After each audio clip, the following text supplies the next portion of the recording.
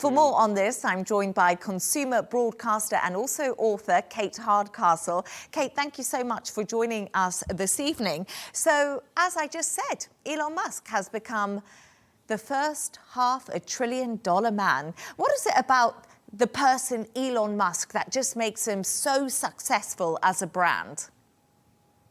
Well, thanks for having me. And as you mentioned, it was very brief because it dipped straight back down. The reason we got to that number is because it's been very much based around one of those companies you mentioned.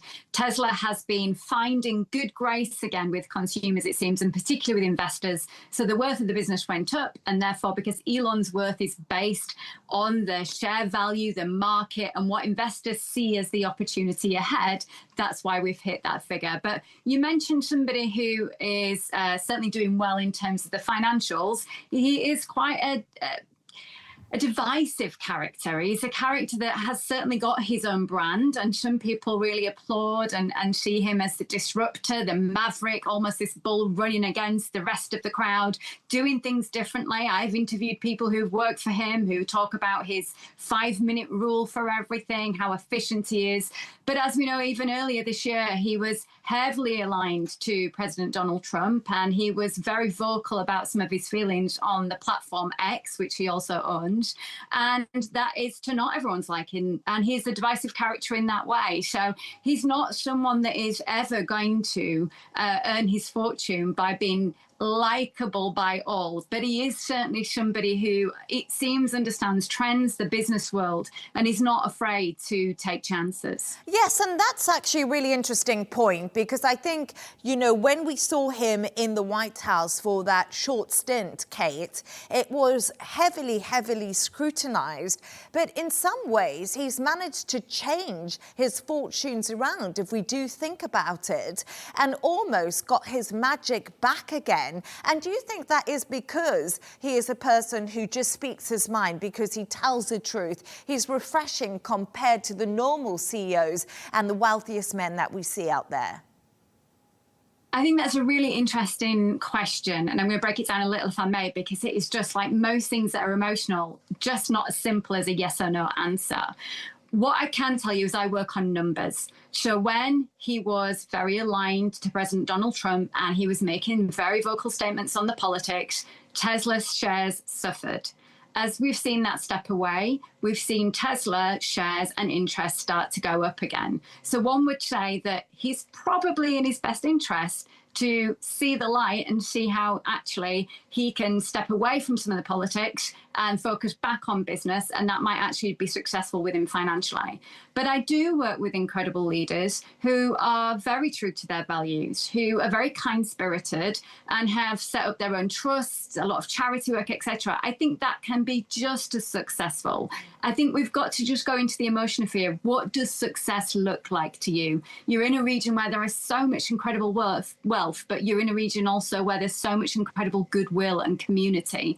And I think that a lot of leaders do find a sense of humanness in making sure that they have a balanced life, because they find wealth and good fortune in being a good community player as well. And also, we've heard today that Bollywood superstar Shah Rukh Khan has also entered the billionaire club. What is driving his success and his wealth? Isn't that interesting as a flashpoint that you have two very different characters, their finances earned from a very different route? I think the magic that you've got when it comes to SRK is consistency. The values that you know, that you look to of a performer who is good at what he does, but has been something that people can trust in. They know what they're going to get from him. They feel that the products that he associates with, that the creativity pieces that he associates with, all feel like him now, because he's become so much of a persona. And I think it's so interesting, this news story kind of highlights two very different men who have been incredibly successful and wealthy, but have a very different set of that kind of brand equity, that look and feel in the public eye. And I know that fans of SRK will have much celebration for him reaching such a pivotal point financially today. Yeah, and as you say, two extremely different men, lots of things set them apart, but also you work with a lot of people and people who are very successful. What is it, do you think, that drives people to the success and gets them into this billionaire status that only some of us could dream of? Right. I mean, money certainly gives you options, doesn't it? And I think that's probably what most of us want from financial comfort and success, that we want the ability to choose.